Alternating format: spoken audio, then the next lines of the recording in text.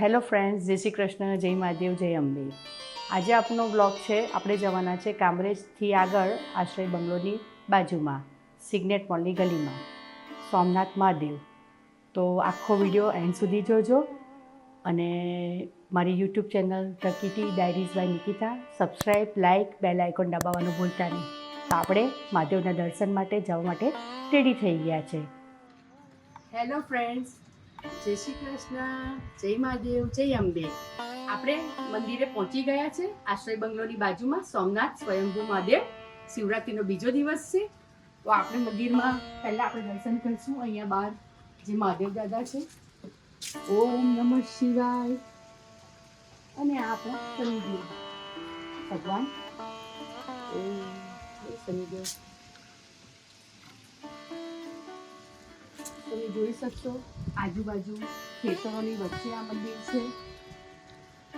આજુબાજુ આનું ઘણું બધું ગલગોટા બી રોપ્યા છે, ઘણું બધું થોડુંક અમુક પાત્રા ને એવું શાકભાજી પણ રોપ્યું છે. આ સોમનાથ મહાદેવના મહારાજ છે, જે એમને સાચવે છે, બધું એ જ કરે છે. તો મહારાજ ઓમ નમઃ શિવાય.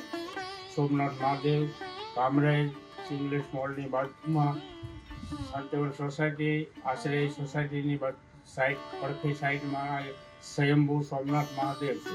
કેટલા વખતથી છે મહારાજ? ખેતરમાં છે એ છે મહાકાળ છે, એ સ્વયંભૂ છે 5000 વર્ષ પહેલા. આપણે સોમનાથ મહાદેવ આવ્યા છે સિગ્નેટ મોલની ગલીમાં આશ્રય બંગલોની બાજુમાં. તો ત્યાં કાળ ભૈરવનાથના બી આપણે દર્શન કરી દઈએ.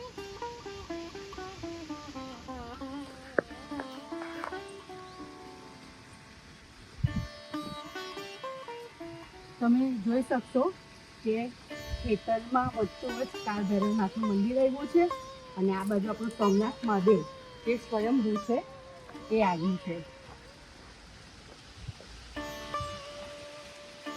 કાળ ભૈરવનાથનું મંદિર પણ ખૂબ જ સરસ છે, જે ખેતરોની વચ્ચોવચ્ચ આવ્યું છે.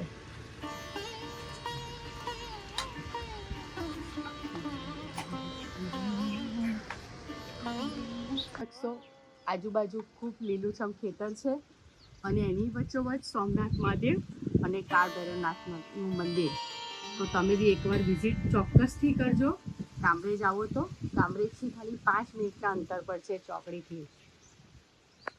આજે આપણે મહાદેવજીના દર્શન કરવા આવ્યા છીએ. શિવરાત્રિનો બીજો દિવસ છે અને આ શિવલિંગ સ્વયંભૂ છે, જે કામરેજ ચોકડીથી સીધા જતા સિગ્નેટ મોલની ગલીમાં આશ્રય બંગલોની બાજુમાં આવ્યું છે, એ સોમનાથ મહાદેવ. તો આ સ્વયંભૂ મહાદેવના અમે આજે દર્શન કરવા આવ્યા છે. તો એને અમે શિવલિંગનું ફૂલ જે છે એ ચડાવીએ છીએ. ત્યાંથી ચાલતા આપણે આ ધતુરો, બિલ્લીપત્ર,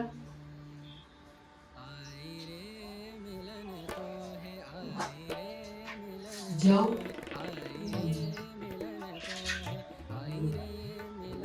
મરી, કાળા તલ, ચોખા અને આપણે દૂધ. ઓમ નમઃ શિવાય.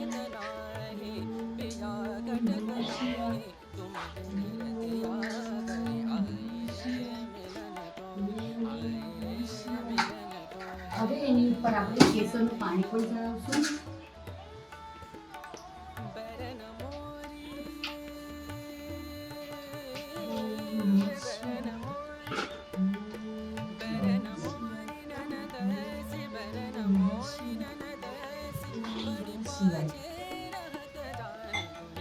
તરોપાનું પાણી પણ ચડાવશું આપણે.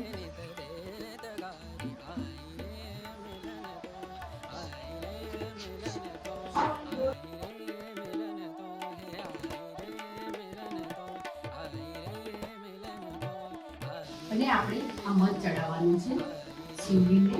મધ ચડાવવાથી, બિલ્લીપત્રની ઉપર મધ ચડાવવાથી મહાદેવજીને આપણી બધી મનોકામના પૂરી કરે છે.